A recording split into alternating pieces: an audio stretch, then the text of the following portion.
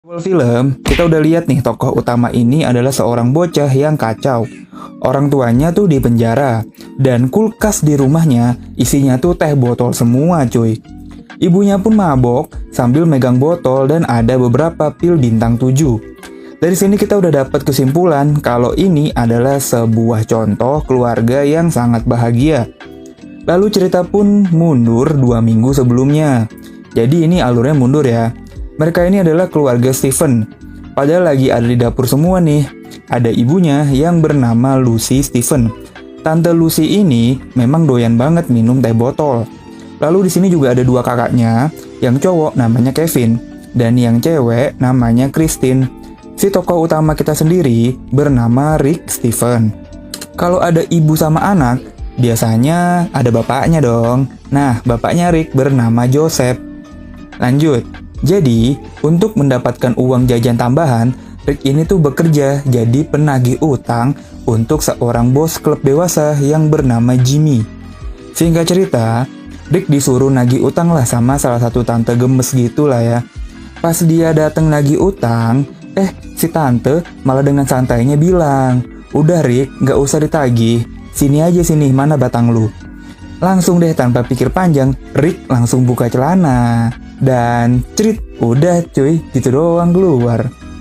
Karena seneng, Rick pun langsung lari ke rumah temennya yang bernama Billy buat pamer. Langsung dong dia teriak-teriak. Pas dia ketok, yang keluar nyokapnya si Billy. Nah, nyokapnya Billy inilah alasan kalian menonton video ini cuy. Caks!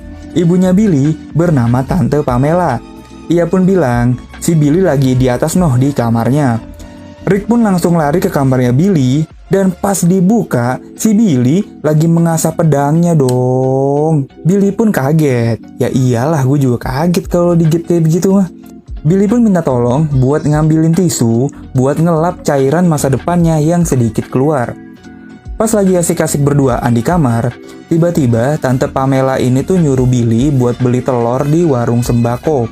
Billy pun nurut-nurut aja, karena kan yang nyuruh ibunya gitu kan. Jadi dia mah berpikiran positif aja gitu kan. Walaupun pikiran kita yang nonton udah kemana-mana nih. Singkat cerita, Billy pun cabut, ninggalin ibunya dan Rick yang berduaan di rumah. Selanjutnya, Rick pun bergulat dengan Tante Pamela. Tante Pamela pun mengeluarkan jurus-jurus untuk menegakkan sesuatu, tapi bukan keadilan. Rick pun awalnya menolak dong. Tapi kok enak. Ini pun menjadi sebuah rahasia kecil di antara mereka berdua cuy. Keesokan paginya, Rick pun mulai kepikiran. Gimana nih tanggapan keluarganya kalau tahu si Rick itu tuh digeprek sama Tante Pamela. Karena si Tante Pamela itu tuh temenan sama Tante Lucy, ibunya Rick. Jadi Rick ini takut ibunya bakal marah. Apalagi kalau sampai si Billy tahu. Ini bakal berakibat buruk buat pertemanan mereka dong. Singkat cerita, pas di sekolah, Rick ini diajak taruhan sama Carlis buat jadian sama si Nina. Jadi, Nina ini tuh seorang cewek idola di sekolah mereka. Ya, pasti kalian punya dong cewek cantik di angkatan kalian yang dijadiin rebutan sama semua cowok-cowok di sekolah. Tanpa pikir panjang, Rick pun mengiyakan taruhannya Carlis. Walaupun Rick ini tuh nggak kenal sama sekali cuy sama Nina. Akhirnya, Rick pun tersadar akan kebodohan yang sudah ia lakukan. Di tengah keputusasaannya, tiba-tiba muncullah sesosok Holy Spirit. Holy Spirit itu apa ya? Kayak bidadari gitulah ya. Ia pun berjanji akan membantu Rick mendapatkan Nina. Pulang sekolah, Rick pun langsung tancap gas buat kenalan sama si Nina. Karena mereka nih belum saling kenal, ya Rick pun masih ngomong basa-basi gitulah ya. Tiba-tiba cowoknya si Nina dateng dong. Cowoknya sih memang tipe cowok idaman banget lah ya. Keesokan harinya, Rick ini berhasil lah ngajak Nina buat pacaran dengan minjem mobilnya Billy. Mereka pun mampir ke motel untuk nganterin narkoboy buat si Jimmy. Pas mereka mau cabut, Rick ini denger ada suara bapaknya di salah satu kamar. Nah, mereka pun malah ngerjain bapaknya Rick, yang ternyata bapaknya Rick ini tuh lagi main sama bapaknya Billy cuy. Pantes lah anaknya nggak bener karena bokapnya juga nggak bener cuy. Mereka pun akhirnya ngumpul di sebuah kafe untuk melakukan klarifikasi. Di sini juga Nina kenalan dong sama orang tuanya Rick. Ya sudah tentu bapaknya setuju lah. Pas di kelas pun, akhirnya Rick dan Nina sudah makin akrab nih, mereka udah mulai saling sapa deh. Singkat cerita, Rick dan Billy dipanggil ke ruang kepala sekolah. Dan secara nggak sengaja, mereka nemuin foto-foto murid cewek di laci kepala sekolah mereka sendiri cuy. Kepala sekolahnya aja bejat cuy. Akhirnya, pas pulang sekolah, Rick, Billy, dan Nina pulang bareng nih. Rick pun udah kehabisan akal. Dia pun meminjam sebuah mobil mewah untuk ngajak Nina jalan-jalan keliling komplek. Nah, pas lagi asik-asik jalan, mereka diberhentiin deh sama polisi. Karena ternyata Rick ini tuh minjem mobil dari ketua mafia cuy. Mereka pun dibungkus dan diinterogasi di kantor polisi. Pas lagi diinterogasi, tiba-tiba datanglah seorang pengacara yang wadaw buat ngebela si Rick. Singkat cerita, mereka pun terbebas dan boleh pulang dari kantor polisi. Dan pas mereka nyampe rumah, Christine kakaknya Rick lagi ngundang teman-temannya buat main dan mereka pun punya ide nih untuk memanfaatkan keadaan. Jadi Rick dan Billy itu ngundang teman-temannya buat party di rumahnya. Jadi semua teman-teman yang datang itu dimintain duit cuy.